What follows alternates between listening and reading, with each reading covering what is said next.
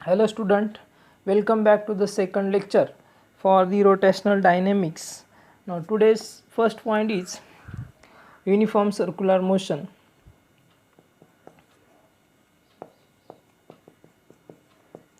Uniform circular motion. तर last लेक्चरला आपण circular motion म्हणजे काय हे शिकलेलो आहोत. तर सर्क्युलर मोशन तुम्हाला व्यवस्थित माहीत आहे. सर्क्युलर मोशन म्हणजे काय. आता या ठिकाणी एक्स्ट्रा टर्म काय आहे ती म्हणजे युनिफॉर्म. तर युनिफॉर्म म्हणजे काय, एकसारखे असणे, कॉन्स्टंट असणे. मग ह्या सर्क्युलर मोशनमध्ये युनिफॉर्म काय असेल, तर या सर्क्युलर मोशनमध्ये जर स्पीड कॉन्स्टंट असेल तर त्याला आपण काय म्हणणार आहे, युनिफॉर्म सर्क्युलर मोशन्स. मग डेफिनेशन कशी करता येईल, during circular motion, during circular motion the speed of particle remains constant, so it is called as the uniform circular motion. म्हणजेच काय, त्या सर्क्युलर मोशनमध्ये जर पार्टिकलचं स्पीड कॉन्स्टंट राहत असेल तर त्याला आपण काय म्हणणार आहोत, तर युनिफॉर्म सर्क्युलर मोशन म्हणणार आहे. इन शॉर्ट त्याला आपण UCM पण म्हणू शकतो. शॉर्टमध्ये काय म्हणणार त्याला, UCM. मग for UCM speed of the particle remains constant. आता पहा, जर पार्टिकलचं स्पीड जर कॉन्स्टंट राहत असेल तर त्या पार्टिकलला ॲक्सलरेशन असेल का, त्या मोशनमध्ये ॲक्सलरेशन असेल. Suppose we consider this is the circular motion of a particle along the circumference of the circle in a anti clockwise direction, right. मग या मोशनमध्ये त्या पार्टिकलमध्ये कोणत्या कोणत्या क्वांटिटी कॉन्स्टंट असतील, तर पहिली गोष्ट म्हणजे त्याचं स्पीड कॉन्स्टंट असेल. म्हणजे V इज इक्वल टू काय असेल, कॉन्स्टंट असेल. जर स्पीड जर कॉन्स्टंट असेल तर स्पीड कॉन्स्टंट म्हणले आपण, पण व्हॅलॉसिटी कॉन्स्टंट म्हणले का, नाही. मग स्पीडमध्ये म्हणजे व्हॅलॉसिटीमध्ये काय फरक आहे, तर व्हॅलॉसिटी असेल तर त्या ठिकाणी डायरेक्शन पण असणार आहे आणि मॅग्निट्यूड पण असणार आहे. मग आता ह्या व्हॅलॉसिटीची मॅग्निट्यूड कॉन्स्टंट आहे म्हणजेच काय, स्पीड कॉन्स्टंट आहे. मग तिची डायरेक्शन काय असेल, तर ती डायरेक्शन काय असणार आहे, त्या पोझिशनला असलेली टँजंट म्हणजेच काय असेल, त्या व्हॅलॉसिटीची डायरेक्शन असेल. ठीक आहे. मग आता ही डायरेक्शन मात्र प्रत्येक पॉईंटला चेंज होणार आहे. पहा, या पॉईंटला आली तर डायरेक्शन या पद्धतीने असेल, पण स्पीड मात्र कसं असेल, कॉन्स्टंट असेल. मग स्पीड जर कॉन्स्टंट असेल तर एक रोटेशन कंप्लीट करायला काय लागेल, फिक्स टाईम लागणार आहे. म्हणजे त्या फिक्स टाईमला आपण काय म्हणूया, time period, right. Capital T means it is the time period which is time required to complete one rotation or one revolution. ठीक आहे. मग आता या दोघांमध्ये रिलेशन काय असेल, मॅग्निट्यूड काय असेल व्हॅलॉसिटीची, V is equal to distance upon time, right. Distance upon time. Now distance covered by the particle in one revolution which is 2 pi r, and this is the circumference of this circular path, right. And T means time period, right. मग V is equal to 2 pi r upon T. आता 1 upon T म्हणजे frequency असते पहा, म्हणजे reciprocal of time period which is the number of revolution perform by the particle in a unit time, right. मग therefore this equation also becomes 2 pi r into n, where n is called as the frequency of that particle revolving in circular path, right. Now we know that the relation in between linear velocity and angular velocity, which is V is equal to r omega. Now put this equation, in this equation we get r omega is equal to 2 pi r into n. Now r get cancelled, the equation becomes omega is equal to 2 pi n, right, or 2 pi upon t. ठीक आहे. मग ओमेगाचं relation काय आलं, omega is equal to 2 pi n or 2 pi upon t. This is for the uniform circular motion, right. आता पहा, याच्यामध्ये थोडंसं understand करून घ्या. टी म्हणजे काय, टाईम पिरियड. टाईम पिरियड म्हणजेच एक रोटेशन कंप्लीट करायला लागलेला टाईम असेल, तर तो टाईम पिरियड जो आहे तो आपण 1 युनिट लागला असं समजूया. मग तो 1 सेकंड असेल किंवा 1 मिनिट असेल. मग 1 युनिट टाईम जर घेतला तर पार्टिकलने किती रोटेशन कंप्लीट केले असणार आहे, एकच रोटेशन. म्हणजे इथून स्टार्ट होईल आणि पुन्हा इथे येईल त्यावेळेस टाईम किती घेतला आपण, 1 युनिट टाईम घेतला. मग आता ओमेगाचं फॉर्म्युला काय तयार होईल, omega is equal to 2 pi upon T upon 1 means omega becomes 2 pi, right. आता ओमेगाची डेफिनेशन आपण अशी केली होती, it is the angular displacement per unit time, right. Angular displacement एका रोटेशनला किती झालेलं असेल, this angular displacement is equal to 2 pi, right. This is pi and this is again pi, total is 2 pi. So angular displacement becomes 2 pi. Therefore we get omega is equal to 2 pi for 1 unit time. म्हणजे एका रोटेशनला 2 pi एवढं angular displacement झालं असेल. ठीक आहे, simple concept आहे. तर uniform circular मोशनमध्ये एक फॉर्म्युला लक्षात ठेवा जे आपल्याला प्रॉब्लेम सॉल्व्ह करण्यासाठी लागतील. ठीक आहे, तर राहिला प्रश्न ॲक्सलरेशनचा.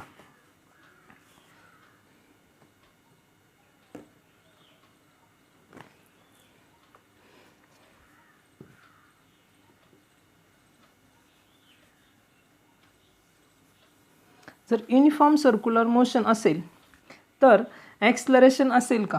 जर स्पीड कॉन्स्टंट असेल तर चेंज इन व्हेलॉसिटी किती असेल?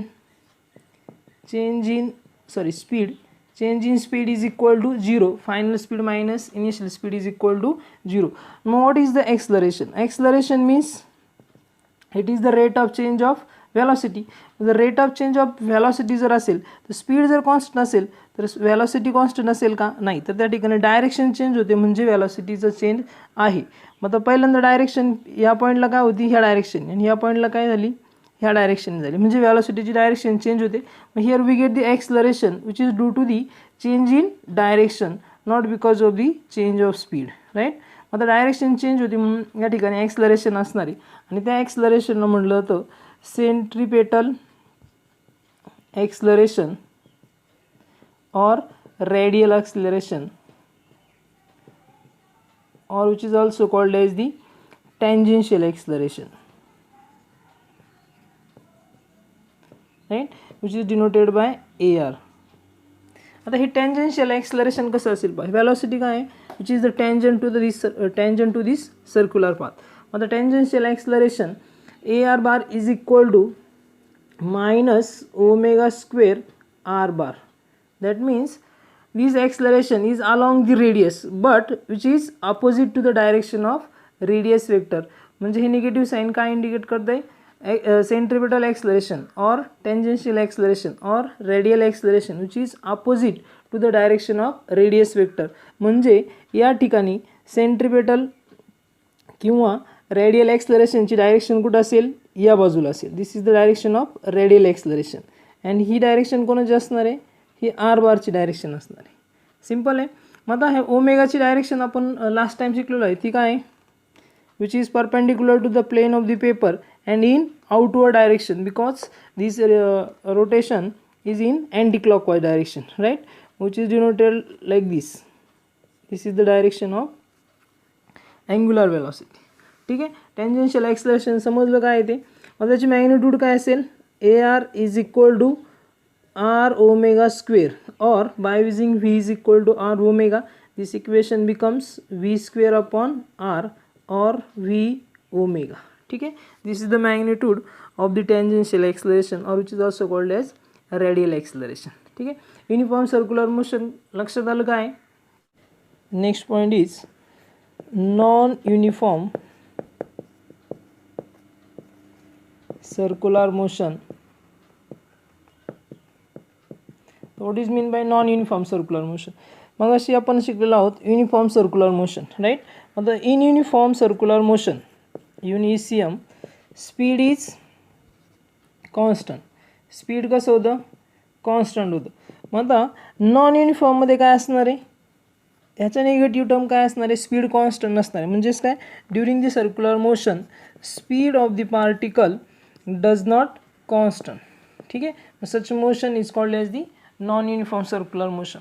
नॉन युनिफॉर्म सर्क्युलर मोशन लक्षात आली काय? ज्याच ठिकाणी स्पीड कॉन्स्टंट नसणार आहे. आता फॉर एक्झाम्पल काय एक्झाम्पल सांगता येईल? At the time of fan is switch on or off. Right. म्हणजे काय पहा, ज्यावेळेस आपण फॅन चालू करणार त्यावेळेस त्याचं स्पीड हळूहळू वाढत चाललेलं असतं. ठीक आहे. किंवा ज्यावेळेस फॅन आपण बंद करणार आहे त्यावेळेस स्पीड काय होते? हळूहळू कमी होत चाललं असतं. म्हणजे हे दोन्ही मोशन कशा आहेत? नॉन युनिफॉर्म सर्क्युलर मोशन असतील. ठीक आहे. एकदम सिम्पल कन्सेप्ट आहे. आता नॉन युनिफॉर्म सर्क्युलर मोशनमध्ये आपण एक्सलरेशन कसं घेणार आहोत पहा. Here we get the angular acceleration which is denoted by alpha d omega upon dt because here we get the change in velocity. Right. There is a change in speed. That means there exists a change in angular velocity. Right. A change in angular velocity means which is angular acceleration. जर change in angular velocity असेल तर त्या ठिकाणी काय असणार आहे, angular acceleration असतं. What is the direction of angular acceleration? Suppose we consider the particle is revolving in anti-clockwise direction. If particle is revolving in anti-clockwise direction, at that time the direction of angular velocity is in upward direction, right? First consider, suppose v is increasing, म्हणजे काय, velocity जर increase होत असेल तर त्यावेळेस acceleration कसं असेल, तर व्हेलॉसिटी जर इन्क्रीज होत असेल तर अँग्युलर ॲक्सलरेशनची डायरेक्शन आणि अँग्युलर व्हेलॉसिटीची डायरेक्शन काय असेल, सेम असेल. ठीक आहे. If the speed is increasing at the time the direction of angular acceleration is equal to the direction of angular velocity. Now if velocity is decreasing, जर velocity जर decrease होत असेल पण पार्टिकल अँटी क्लॉकवाईज डायरेक्शनमध्ये फिरत असेल त्यावेळेस angular व्हेलॉसिटीची direction मात्र सेम असणार आहे. मग यावेळेस जर स्पीड डिक्रीज होत असेल तर अँग्युलर ॲक्सलरेशनची डायरेक्शन काय असेल, तर या केसमध्ये अँग्युलर व्हेलॉसिटीची डायरेक्शन ही त्याच्या अपोजिट असेल, म्हणजे अँग्युलर व्हेलॉसिटीच्या अपोजिट असेल. मग direction of angular acceleration is opposite to the direction of angular velocity if the speed of the particle is decreasing, right. Speed जर डिक्रीज होत असेल तर सिंपल कन्सेप्ट आहे. Next point, dynamics of circular motion. तर circular मोशनचे dynamics काय असतील ते आपण या पॉईंटमध्ये स्टडी करणार आहोत. डायनॅमिक्स म्हणजे काय, it is the study of motion with describing its causes. That means here we study the certain parameters which are force, torque, momentum, kinetic energy, etc. So for the circular motion, here we study the two types of forces. First is centripetal force, and second one is centrifugal force. First centripetal force and second centrifugal force. The centripetal force is denoted by CPF and the centrifugal force is generally denoted by CFF, right? But what is meant by centripetal force and centrifugal force, right? We know that according to Newton's second law, force is equal to mass into acceleration, right? Force is equal to mass into acceleration. म्हणजे ज्या ठिकाणी आपण जर force apply केला तर त्या ठिकाणी acceleration असणार आहे. म्हणजे त्या ॲक्सलरेशन कसं असणार आहे, चेंज इन व्हेलॉसिटी असेल तर तिथं आपण काय म्हणू शकतो, ॲक्सलरेशन. म्हणजे व्हेलॉसिटी जर आपल्याला चेंज करायची असेल तर काय करावं लागेल, फोर्स अप्लाय करावं लागेल. बरोबर. व्हेलॉसिटी जर चेंज करायची असेल तर फोर्स अप्लाय करावं लागेल. मग आता सर्क्युलर मोशनमध्ये पार्टिकल फिरतो म्हणजे एक्झॅक्टली काय होत असतं, जर युनिफॉर्म सर्क्युलर मोशन असेल तर स्पीड मात्र कॉन्स्टंट राहील, पण सर्क्युलर मोशनमध्ये त्याची आपल्याला व्हेलॉसिटी चेंज करायची म्हणजे काय चेंज करायचं, तर त्याची डायरेक्शन चेंज करायची, राईट. मग आता इनिशियल पी पोझिशनला जर डायरेक्शन ही असेल तर आपल्याला क्यू पोझिशनला डायरेक्शन ही करावी लागणार आहे. बरोबर. मग आता डायरेक्शन चेंज करायची म्हणजे काय अप्लाय करावं लागेल, फोर्स अप्लाय करावं लागेल. ठीक आहे.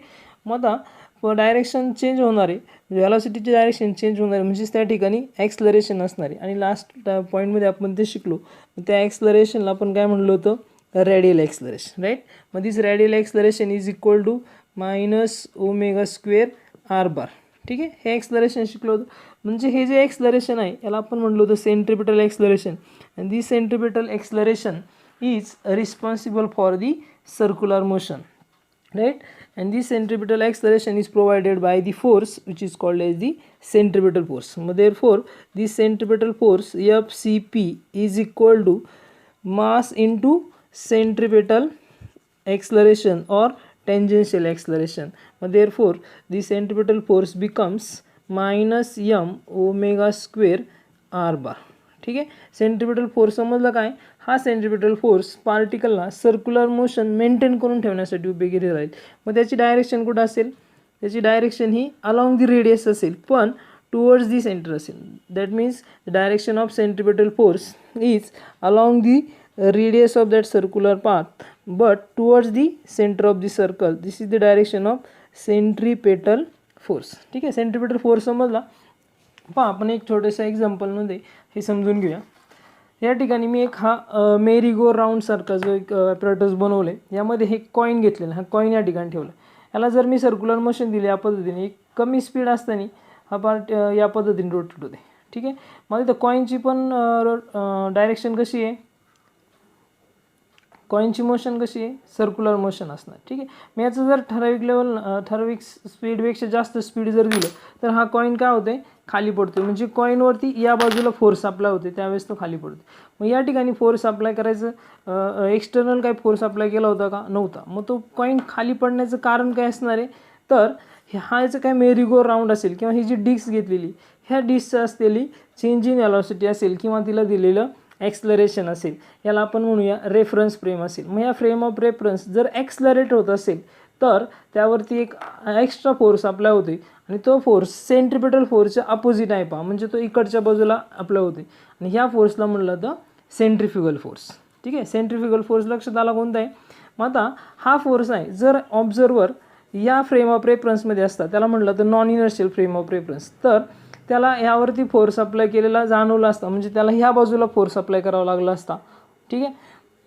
आणि जो ह्या फ्रेम ऑफ रेफरन्सच्या बाहेर असेल त्याला म्हटलं तर inertial frame of reference. Inertial frame of रेफरन्समध्ये जर ऑब्झर्वर असेल तर त्याला मात्र याच्यावरती अप्लाय होणारा फोर्स जाणवत नाही. म्हणजेच ह्या न्यूटन्स लॉला व्हॅलिड करण्यासाठी जो फोर्स वापरला गेला त्याला काय म्हटलं तर सेंट्रिफ्युगल फोर्स या कंडिशनमध्ये. ठीक आहे. सेंट्रिफ्युगल फोर्स समजला. मग आता सेंट्रिफ्युगल फोर्स कसा असेल पहा. मग आता सेंट्रिफ्युगल फोर्सची डायरेक्शन कुठे लक्षात आली तुमच्या. आता सेंट्रिफ्युगल फोर्सची डायरेक्शन ही सेंट्रिपेटल फोर्सच्या जर अपोजिट असेल तर आपण सेंट्रिफ्युगल फोर्स कसा डिनोट करू शकतो, F is equal to m² r bar. मग याचा अर्थ काय झाला, the centrifugal force is along the radius of the circular path and in also the direction to the radius vector. म्हणजे रेडियस वेक्टरची डायरेक्शन असेल त्याच डायरेक्शनला काय असणार आहे, हा सेंट्रिफ्युगल फोर्स असणार आहे. दोन्ही फोर्स व्यवस्थित लक्षात आले. आता ह्या दोन्ही फोर्स आपण समजून घेण्यासाठी काय एक्झाम्पल घेऊया. पहा एक्झाम्पल काय असेल, suppose we tie any stone on one end of the string. म्हणजे हे एक स्ट्रिंग कन्सिडर करूया आणि इथे एक मी स्टोन बांधलेला असेल, दगड बांधलेला असेल आणि त्याला असं सर्क्युलर मोशनमध्ये जर फिरवलं या पॉईंटच्या अक्रॉस, तर ह्या स्ट्रिंगवरती जे टेन्शन असणार आहे ते टेन्शन म्हणजे काय असेल तर सेंट्रिपेटल फोर्स असणार आहे. आणि हे जर टेन्शन मी रिमूव्ह केलं तर त्यावेळेस इथं काय होणार आहे, त्यावरती सेंट्रिफ्युगल फोर्स अप्लाय होणार आहे. सेकंड एक्झाम्पल आपण घेऊया. Earth revolves around the sun. We know that the earth which is revolves around the sun. In this case the centripetal force is provided by the gravitational force. Centripetal force कशाने provide केला असेल तर तो gravitational फोर्सने provide केलेला असेल. ठीक आहे. Simple आहे. सेंट्रिपेटल फोर्स आणि सेंट्रिफ्युगल फोर्स हे दोन्ही लक्षात आले.